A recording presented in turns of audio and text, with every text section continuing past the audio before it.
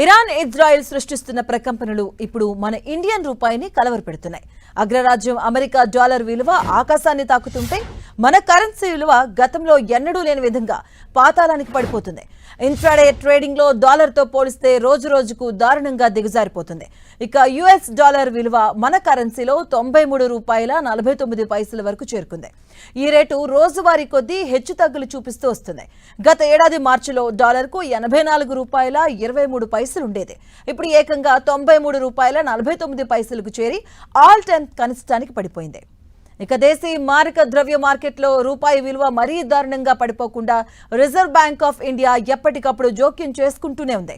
అయినా అంతర్జాతీయ ఒత్తిళ్లు ముందు రూపాయి నిలదొక్కుకోవడం కష్టంగా మారుతుంది.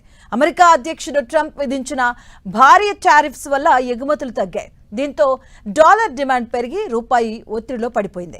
భారత స్టాక్ మార్కెట్ ఓవర్ వాల్యుయేషన్ అలాగే లాభాలు తగ్గుముఖం పట్టడం, ఏఐ ట్రేడ్లో భారతం పాల్గొనకపోవడం వంటి కారణాలతో విదేశీ నిధులు బయటకు వెళ్లిపోతున్నాయి. ఇక ప్రపంచవ్యాప్తంగా ముడి చమురు ధరలు పెరగడం భారతదేశానికి అతిపెద్ద శాపంగా మారింది. పశ్చిమ ఆసియా వార్ ఎఫెక్ట్తో క్రూడ్ ఆయిల్ ధరలు 10% పెరిగాయి. భారత్ 80% ఆయిల్ దిగుమతి చేసుకుంటుంది.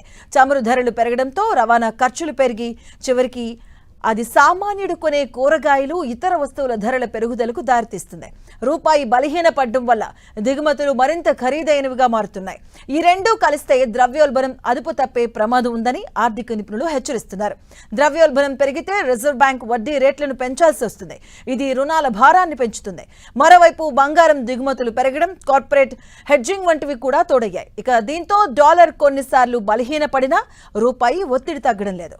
ఇక వచ్చే ఏడాది కాలంలో డాలర్తో పోలిస్తే రూపాయి విలువ ఏకంగా $95 మార్కుకు పడిపోవచ్చని ప్రముఖ ఆర్థిక సంస్థ గోల్డ్మన్ సాక్స్ హెచ్చరించింది.